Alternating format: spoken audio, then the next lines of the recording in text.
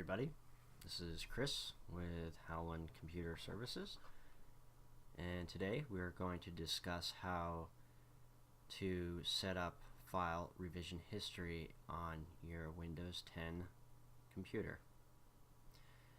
So the first thing we're going to do is we're going to go down to your Start menu, and we're going to click, and then we're going to type in at the bottom here, File History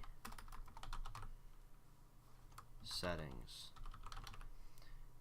and at the top under Best Match you'll see File History Settings, a little gear. You're going to click that. Okay, so once you click that, a window is going to appear under Settings. This is your backup panel for configuring file history. Now, the whole purpose of file history is to back up all your files and folders in such a way that it would allow you, in the event of accidental deletion or lost or damaged files, to go in and revise or restore said file. It's important to have something like this set up.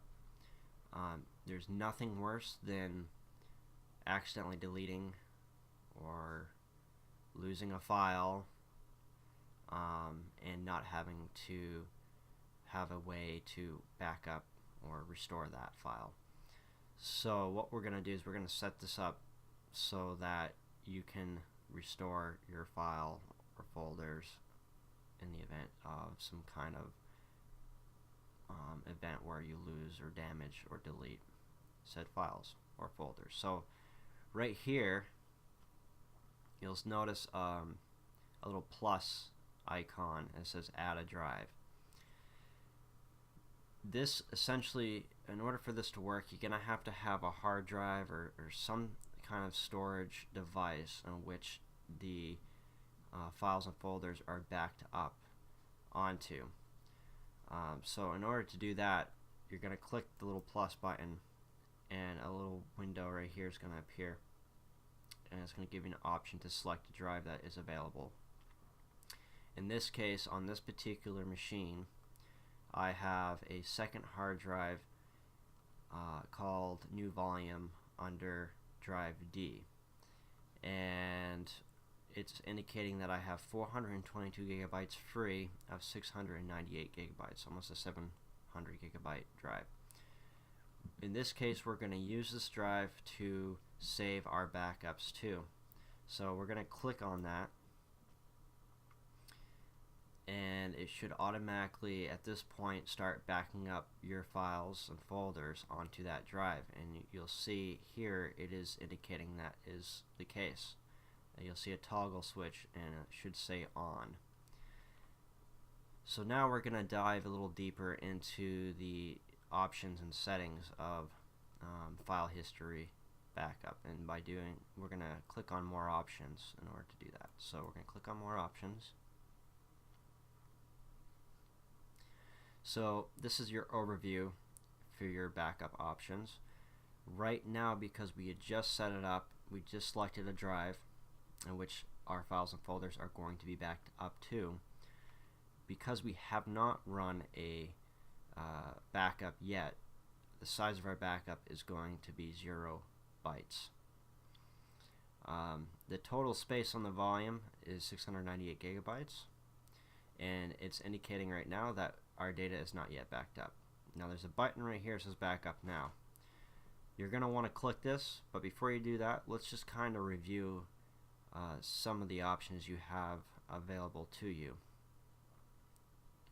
So the first option is that we're going to want to set is the duration or the interval of which the computer is going to back up our files.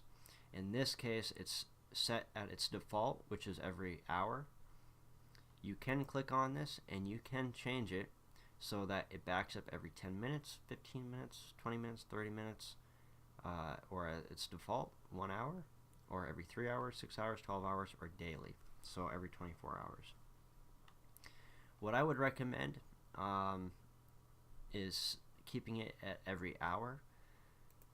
And the reason for this is you got to keep in mind that the more you back up your files, the more space is that you're going to need on that hard drive. It's going to use up more space on that hard drive, and you don't want to necessarily run out.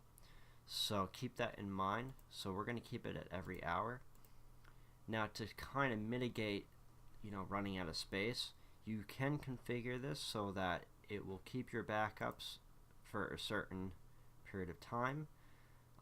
You can set it so that it will keep your files until space is needed. So once your hard drive is filled up, it will start overwriting those backups. You can keep them for 1 month, 3 months, 6 months, 9 months, 1 year, 2 years, or forever.